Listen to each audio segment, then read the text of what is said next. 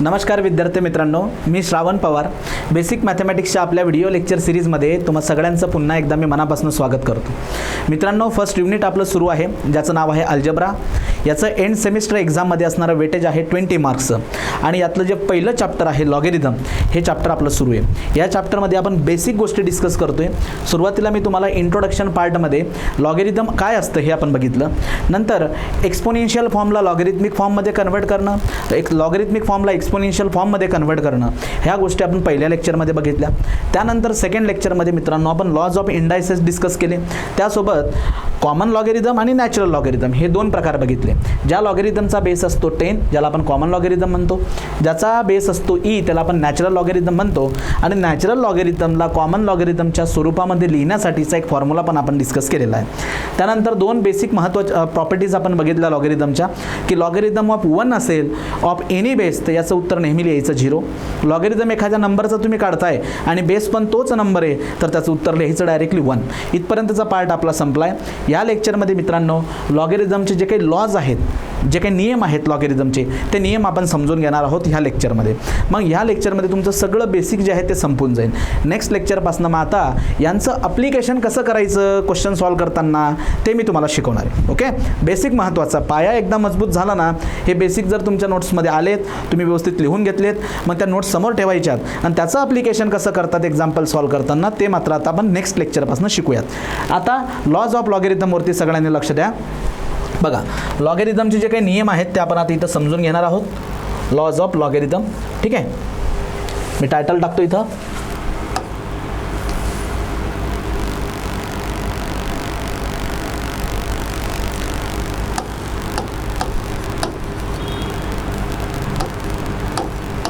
Lodge of logarithm. Okay, ठीक आहे. Laws of logarithm. चला, यातला मित्रांनो सगळ्यात पहिला रूल मी आता तुमच्यासोबत एक्सप्लेन करतो. आणि पहिला रूल जो आहे त्या पहिल्या रूलचं नाव आहे, लक्षात घ्या, जो फर्स्ट रूल आहे product rule. Product rule of logarithm. Product rule. Okay, यालाच आपण मल्टिप्लिकेशन रूल पण म्हणू शकतो किंवा लॉगेरिथमचा प्रोडक्ट.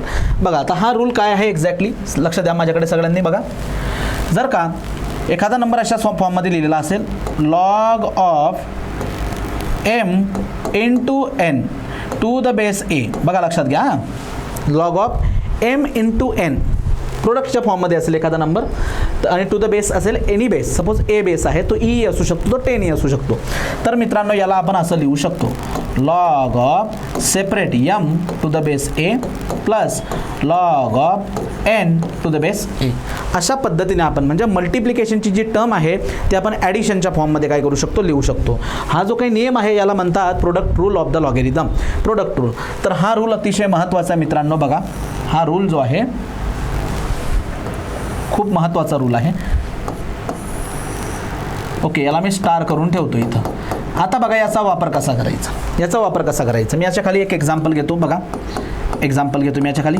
सपोज असा आहे लॉग लक्षात घ्या, टू द बेस आहे 2 आणि मित्रांनो इथं आहे 16.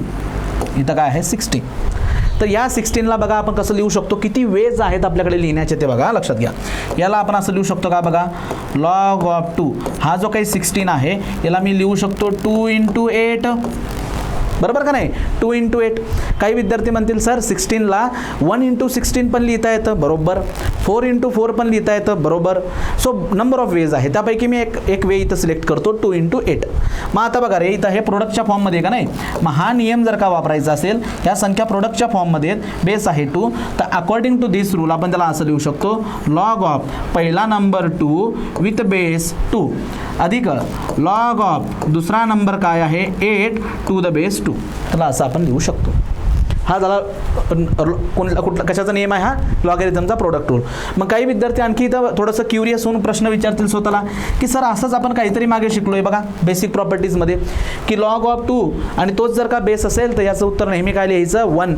म्हणजेच आपण याला असं लिहू शकतो 1 प्लस आणि हा पुढचा जो आहे त्याला ॲज इट इज राहू द्या, त्याचं काय करायचं ते नंतर बघू, असं आपण त्याला एक्सप्रेस करू शकतो. समजतंय तुम्हाला? बघा, हा झाला रूल नंबर 1. दुसरं एक्झाम्पल घेतो मी याच्या खाली. Suppose log of 3. आता इथं आहे 20, तर याला आपण असं लिहू शकतो का? चेक करा. लॉग ऑफ 3 हा 3, 20ला आपण असं लिहू शकतो का? 2 × 10. बरोबर. मग हा रूल आपण इथं वापरायचा म्हटला तर बघा, लॉग द्यायचा पहिल्या नंबरला 2ला विथ बेस 3 प्लस लॉग द्यायचा दुसऱ्या नंबरला म्हणजे 10ला विथ सेम बेस, असं आपण त्याला एक्सप्रेस करू शकतो. समजतंय मित्रांनो? हे अजून पुढचं काही लिहिण्याची गरज नाही, इथपर्यंतच थांबा तुम्ही, आधी समजून तर घ्या. अशा पद्धतीने हा असा आपण रूल अप्लाय करू शकतो, प्रोडक्टचा रूल. हा रूल आपण अप्लाय करू शकतो. पण खूपदा इथं मुलं चुका काय करतात, ती एक कॉमन जी मिस्टेक आहे ती तुम्हाला मी एक्सप्लेन करतो. बऱ्याचदा असंही दिलं जातं, log of M A into log of N A, असंही दिलं जातं. याला मात्र राजांनो असं लिहिता येणार नाही. अधिक log of N to the base A असं लिहिता येणार नाही. इथं काय झालं आहे, 2 लॉगचं, ह्या लॉगचं आणि ह्या लॉगचं मल्टिप्लिकेशन आहे, याला असं लिहिता येणार नाही. Log of M into N असेल, एम इंटू एन, तर मात्र त्याला असं लिहिता येतं, हे लक्षात घ्या. ओके, हे असं लिहिता येत नाही. यालाच आपण आणखी काय करू शकतो, जनरलाइज करू शकतो. जनरलाइज करणं म्हणजे काय की बघा, आता लक्षात घ्या, यालाच आपण वेगळ्या पद्धतीने लिहू शकतो. लॉग ऑफ, इथं बेस आहे सपोज ए, इथं बरेचसे नंबर आहेत, पी गुणेला क्यू गुणेला आर गुणेला एस गुणेला टी, एवढे नंबर आहेत. सगळे प्रोडक्टच्या फॉर्ममध्ये आहेत का नाही? तर हा रूल आपण सगळ्यांसाठी वापरू शकतो. बघा कसा, लक्षात घ्या. लॉग ऑफ पहिला नंबर उचलायचा पी, त्याला बेस द्यायचा ए, प्लस लॉग दुसरा नंबर उचलायचा कोणता आहे तो क्यू, बेस द्यायचा ए, प्लस लॉग तिसरा नंबर आर, बेस द्यायचा ए, प्लस लॉग चौथा नंबर एस, बेस द्यायचा ए, प्लस लॉग पाचवा नंबर टी, बेस द्यायचा ए. असं आपण सगळ्यांना सेपरेट करू शकतो. जर का नंबर प्रोडक्टच्या फॉर्ममध्ये असतील तर प्रत्येकाला सेपरेटली लॉग देता येतं. हा झाला लॉगचा पहिला नियम. याला म्हणतात product rule of the logarithm. Product rule of logarithm व्यवस्थित लिहून घ्या. प्रोडक्ट रूल हळूहळू आपण हे सगळे नियम समजून घेऊ आणि मग त्यांना व्यवस्थित अप्लाय करणारच आहोत आपण. ठीक आहे, हा पहिला झाला प्रोडक्ट रूल. यानंतर राजांनो दुसरा रूल मी तुम्हाला एक्सप्लेन करतो. त्याला म्हणतात क्वेश्चन रूल किंवा आपण त्याला डिव्हिजन रूल पण म्हणू शकतो. Division rule.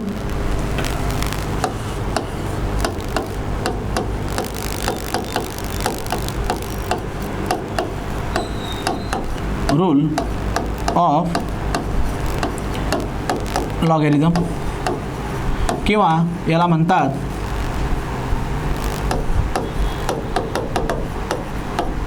Question rule. Okay, question rule.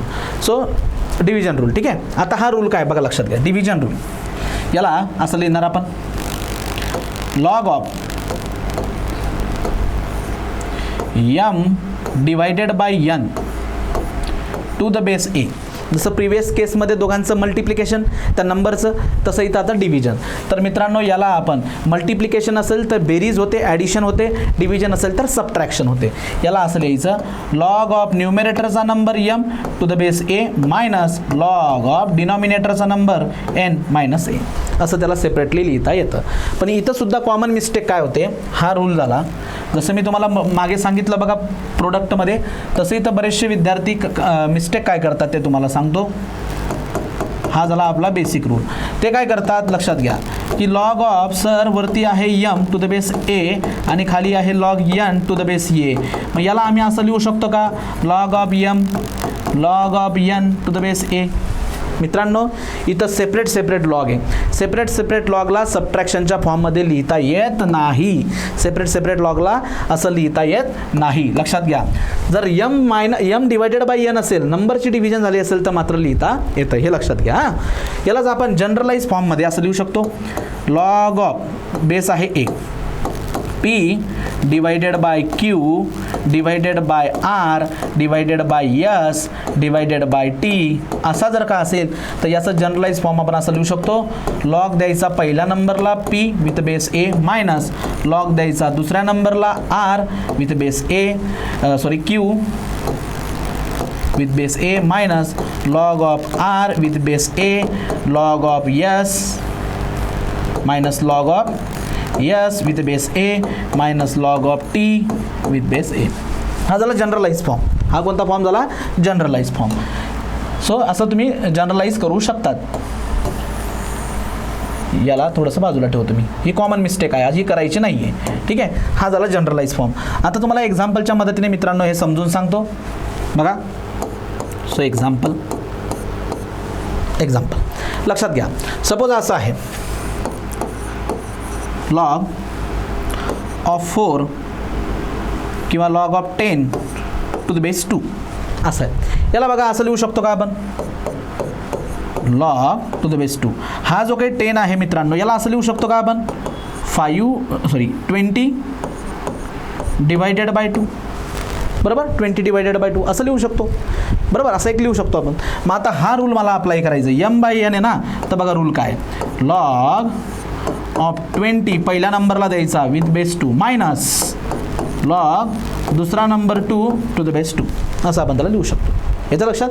आणि याचा काय आन्सर येणार मग? 2 याचा आन्सर येणार 1. ज्याचा लॉग काढताय तोच बेस असेल 1. तो पुढे बघू आपण. ठीक आहे, पुढे नंबर 2 हे झालं नंबर 1चं example. Number 2 sir suppose log of E असेल, लॉग ऑफ ई, आणि इथं आहे 7 डिवायडेड बाय 3. मग याला कसं करणार? मग बघा मित्रांनो, याला काय करणार मग? लॉग ऑफ 7 न्यूमिनेटरचा number with base E minus log of डिनॉमिनेटरचा नंबर 3 विथ बेस ई. त्याला असं लिहिता येतं. हा झाला क्वेश्चन रूल किंवा याला म्हणतो आपण division rule of logarithm. Division rule मग याच्यामध्ये बघा एम बाय एन असणं गरजेचं आहे. वरती लॉग आहे खाली लॉग आहे असं नाही. एम बाय एन असेल तर याला आपण सबट्रॅक्शनच्या फॉर्ममध्ये लिहू शकतो. जर का एम इंटू एन असेल तर याला आपण ॲडिशनच्या फॉर्ममध्ये लिहू शकतो. प्रोडक्ट रूल आणि डिव्हिजन रूल हे झाले 2 रूल. याच्यानंतर तिसरा रूल आहे मित्रांनो, त्याला म्हणतात power rule of the logarithm. Number 3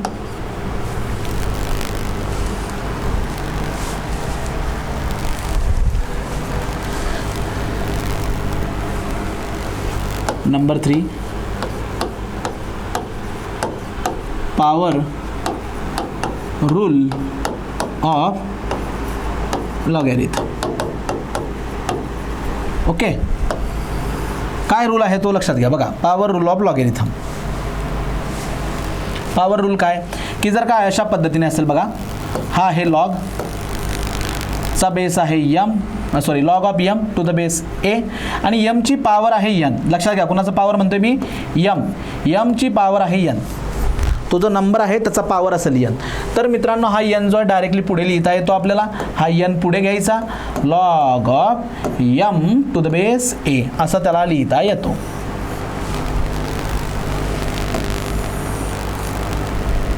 हा झाला पॉवरचा रूल. म्हणजे कसं अप्लाय करणार बघा, लक्षात घ्या. इकडे लक्ष द्या सगळ्यांनी. एक्झाम्पल नंबर 1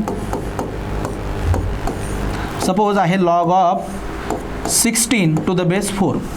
बघा लक्षात घ्या, या 16ला आपण असं लिहू शकतो का? हा लॉग ऑफ बेस 4 तर राहू द्या. हा जो 16 त्याला असं लिहू शकतो का मी? 4चा power 2. 16 means what? 4 square. Yes, बरोबर. मग आता बघा रे, हा फॉर्म कोणता तयार झाला बघा?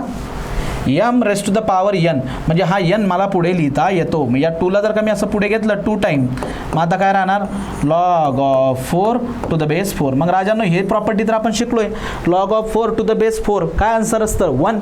मग इथं राहणार 2 आणि याचा आन्सर येणार 1. मग फायनल आन्सर किती येणार? 2 आला. म्हणजे यालाच आपण डायरेक्टली असं सॉल्व करू शकतो. Log of 16 to the base 4 याचा आन्सर काय येणार? 2. समजते तुम्हाला? काय केलं मी? लक्षात घ्या, हा जो काय असतो 4चा पॉवर जो असेल याचा पॉवर, तो पॉवर पुढे येतो. पण इथं सुद्धा मुलं कॉमन मिस्टेक काय करतात ती तुम्हाला सांगतो. कॉमन मिस्टेक तर लॉग ऑफ एम ए पूर्ण लॉगचा जर का पॉवर असेल एन, तर मित्रांनो याला असं लिहिता येत नाही. असं लिहिता येत नाही. पूर्ण लॉगचा पॉवर बाहेर निघत नाही. हा जो काही एम आहे छोटा त्याचा पॉवर असेल तर तो बाहेर निघतो. आणखी एका एक्झाम्पलच्या मदतीने मी तुम्हाला समजून सांगतो. Example number 2 suppose log of 3 इथं आहे 9. इथं काय आहे? 9. मग या 9ला कसं लिहू शकतो राजांना? बघा आपण बेस 3 आहे. बेस 3. 9ला कसं लिहू शकतो? 3चा स्क्वेअर. बरोबर. मग आता बघा या 3चा स्क्वेअर आहे ना, या नंबरचा पॉवर असणं गरजेचं. हा पॉवर पुढे येणार. आता मग आता पुढे जर आला तर इथं काय राहणार? 3. मग याचा आन्सर काय येतं? 3चा बेस 3 त्याचा आन्सर येणार 1. 2 × 1 दॅट इज इक्वल टू 2 झालं. समजते? सो एखाद्या नंबरची जर का पॉवर असेल तर ती पॉवर अशी पुढे लिहिता येते. हा याला म्हणतात power rule of the logarithm. याला काय म्हणतात? Power rule of the logarithm. लक्षात घ्या, कॉमन मिस्टेक ही टाळायची, असं करता येत नाही. ठीक आहे, क्लिअर झालं तुम्हाला? आता याच्यानंतर चौथा आणि शेवटचा रूल आहे ज्याला म्हणतात rule of change of base. Rule of change of base. ठीक आहे, म्हणजे बेस आपण चेंज करू शकतो. मग आता बघा चौथा रूल मी इथं लक्षात घ्या. चौथा रूल लिहितो मी, रूल ऑफ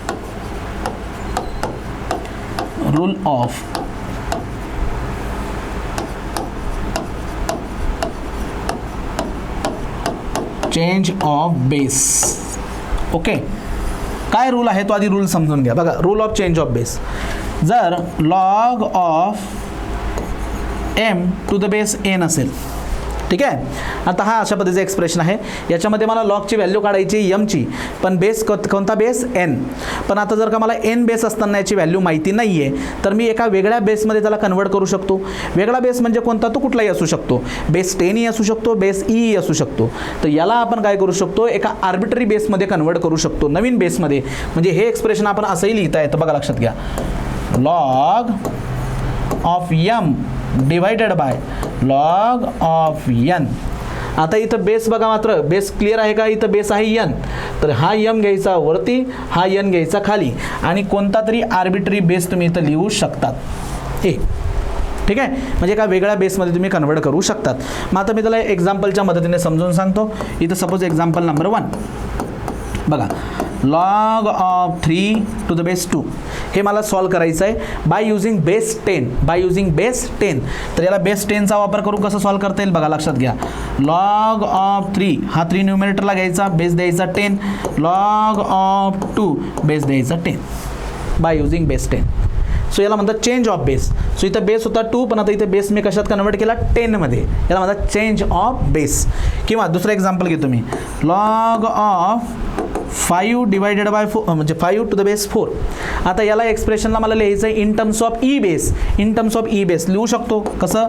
लॉग ऑफ न्यूमरेटरला घ्यायचा 5 विथ बेस ई आणि डिनॉमिनेटरला घ्यायचा लॉग 4 विथ बेस ई.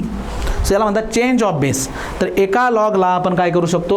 वेगळ्या बेसमध्ये आपण लिहू शकतो. आर्बिटरी बेस, हा बेस कोणताही असू शकतो. तो 10 बेसमध्ये पण लिहिता येतो, तो ई बेसमध्ये पण लिहिता येतो, तो 3 बेसमध्ये पण लिहिता येतो. पर्टिक्युलर क्वेश्चनमध्ये आपल्याला मेन्शन केलेलं असतं, त्याची काळजी करू नका. काही विद्यार्थ्यांना प्रश्न पडू शकतो की सर नेमका कोणत्या बेसमध्ये आम्ही एक्सप्रेस करायचा? क्वेश्चनमध्ये आपल्याला मेन्शन केलं जातं, पण मात्र त्याला कन्वर्ट करता येतं. हा यम जो आहे तो न्यूमरेटरला घ्यायचा, एन जो आहे तो डिनॉमिनेटरला घ्यायचा, आणि क्वेश्चनमध्ये जो बेस आपल्याला सांगितला आहे त्या बेसमध्ये आपण त्याला कन्वर्ट करू शकतो. तर हे महत्त्वाचे 4 रूल आहे मित्रांनो लॉगेरिथमचे. परत एकदा लक्षात घ्या, पहिला रूल जो आहे त्याला म्हणतो आपण प्रोडक्ट रूल. यामध्ये एम इंटू एन 2 नंबरचा प्रोडक्ट आहे, तर त्याला आपण ॲडिशनच्या फॉर्ममध्ये लिहू शकतो, लॉग ॲडिशनच्या फॉर्ममध्ये लिहू शकतो. 2 नंबरचा प्रोडक्ट आहे तर लॉग ॲडिशनच्या फॉर्ममध्ये लिहू शकतो विथ सेम बेस. ठीक आहे. डिव्हिजन 2 नंबरची डिव्हिजन आहे तर आपण त्याला लॉग सबट्रॅक्शनच्या फॉर्ममध्ये लिहू शकतो विथ सेम बेस. ठीक आहे. पॉवर रूल, जर एखाद्या नंबरचा पॉवर असेल तर तो पॉवर पुढे येतो बघा अशा पद्धतीने, पण पूर्ण लॉगचा जर पॉवर आहे तर तो पुढे येत नाही. आणि जर तुम्हाला बेस चेंज करायचा असेल तर तुम्ही बेस चेंजही करू शकता. मग पर्टिक्युलर कोणत्या बेसमध्ये आपल्याला चेंज करायचं आहे हे आपल्याला परीक्षेमध्ये सांगितलं जातं, लक्षात घ्या. सो अशा पद्धतीने फर्स्ट युनिट जे आहे आपलं अल्जेब्रा, त्या युनिटमध्ये असणारं फर्स्ट चॅप्टर लॉगेरिथम, तर याचं इथं आपलं पूर्ण बेसिक संपलेलं आहे. आता हे जेवढेही नियम तुम्ही इथं बघितलेत, basic properties of the logarithm, rules of the logarithm, laws of the indices, या सगळ्यांचा वापर करून आता लॉगेरिथमच्या बेसिसवरती असणारे प्रश्न जे आहेत ते आपण सोडवूयात नेक्स्ट व्हिडिओ लेक्चरपासून.